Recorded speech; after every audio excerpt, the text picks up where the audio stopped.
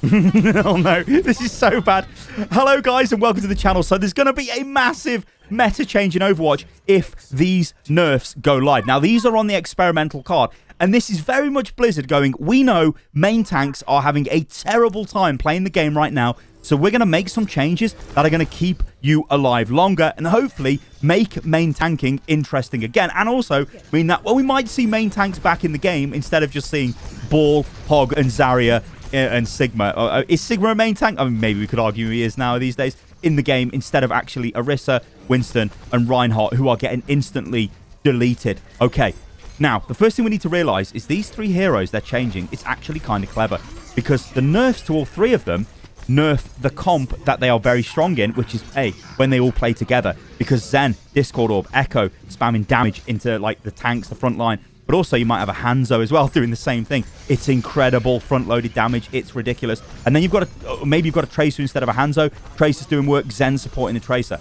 So it's clever in that way. Blizzard are very much addressing this and saying, we don't want this to become meta, so we're going to take all three of these guys down a notch, and that's going to affect any potential grouping of them together. However, let's take a look at the changes. So Zen. All right then, projectile speed has been reduced from 120 to 90 for all of his projectiles. Not his primary fire, because his primary fire, Orb of Destruction, is already 90. So, Orb of Harmony, Orb of Discord, travel slower. This is a healing nerf to Zen, and it's a Discord Orb nerf because it's slower to apply. So think of those 1v1 situations where you want to throw Discord on a target and then start doing damage to it. Maybe if a Tracer's trying to harass you, or a Ball. Now you're slower.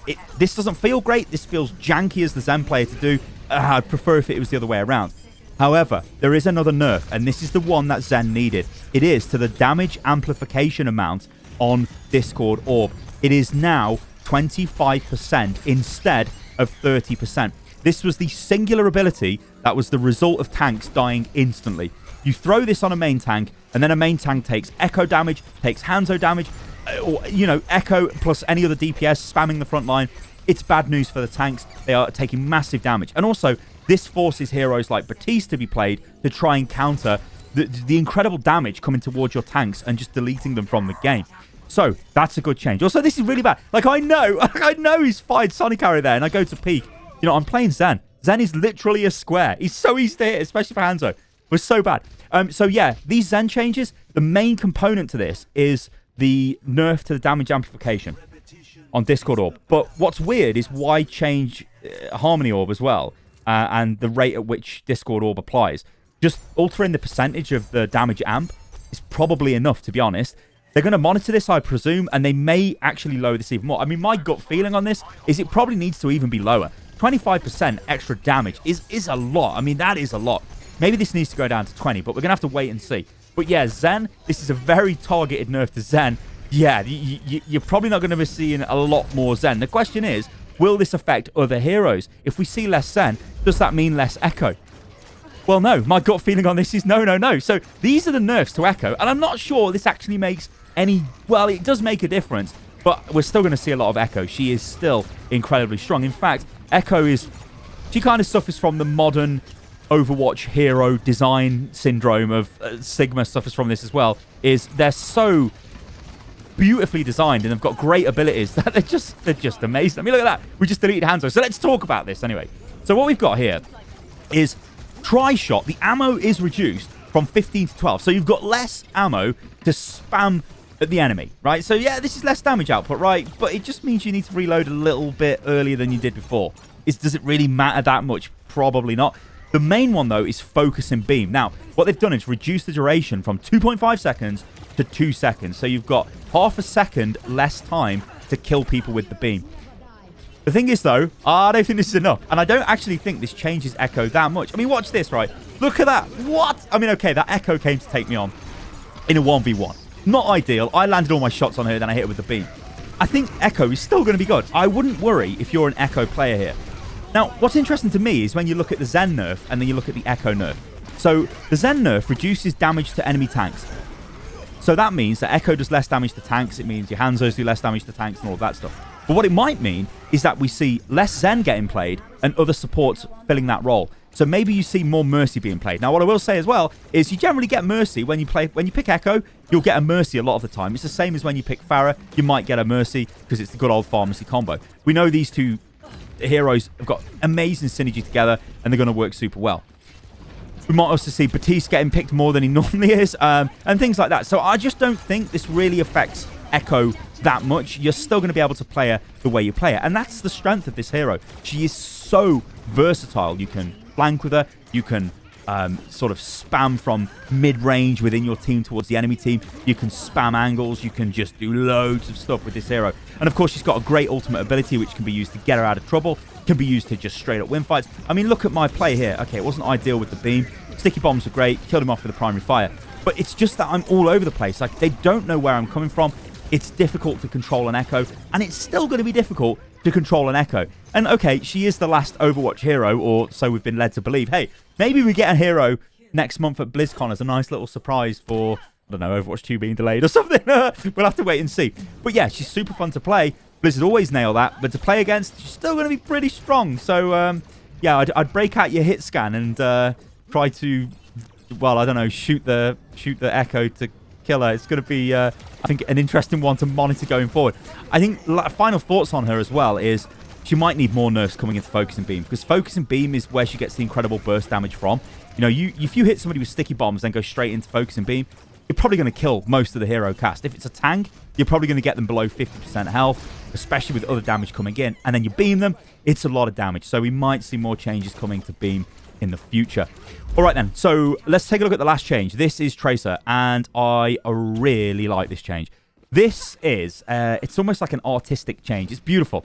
Genius, this is. It's not simple, but it fixes an annoying thing Tracer could do. Although before I tell you about this, if you was to say to me, hey Sty, Blizzard are going to nerf 2 DPS heroes to combat tanks being deleted, I would have gone, oh, okay, so they're going to nerf Echo and then Hanzo, or revert the Hanzo Storm Arrow buff. I wouldn't have said Tracer. Anyway, let me explain what this is. So, you have got now, min-max damage fall-off has been rescaled from 13 to 23 meters down to 12 to 20 meters, sorry. So, what this means is, right, it only affects Tracer when you're spamming tanks from a safe distance, annoying them and building yourself ult charge. You can't really do that anymore as Tracer. You're not going to be in the effective damage range. But what it doesn't affect is normal Tracer play. So when you watch me just kill that Zen there, this nerf has no effect on that, because Zen is literally point blank range at me and I'm just drilling him for normal damage.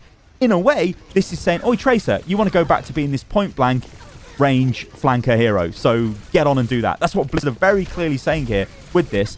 But what makes it a weird one is, oh, by the way, this is like whatever, this Batiste kill. Oh no, I've got to laugh about this. I remember this. It was I'm sorry, Batiste. I apologize for what I'm about to do to you. Oh no, it's so bad. But yeah, this forces Tracer to be played in the way Tracer was kind of intended to be played, I guess.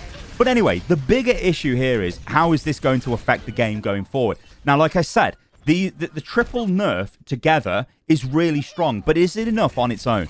To Zen, it might be enough, right? This might take Zen almost out of like meta rotation. To Tracer, it makes no difference, really. You're still going to be able to play Tracer. And I'm afraid to say this, but to Echo, I don't think it makes much difference to Echo as well. It's almost like a very conservative change to Echo, when they could have been much more harsh. But I think if they did that, then you'd just see Echo stop being played. They've got a history of this where they make changes to heroes and they suddenly become unplayable for a lot of different reasons. These nerfs are more finely tuned nerfs, but the question is, are they enough on their own? Together, like I said, yeah, they are, but on their own, are they? I don't know. We're still going to see Echo. We're still going to see Hanzo. Like, why hasn't Hanzo been looked at? We're still going to see a lot of Wrecking Ball.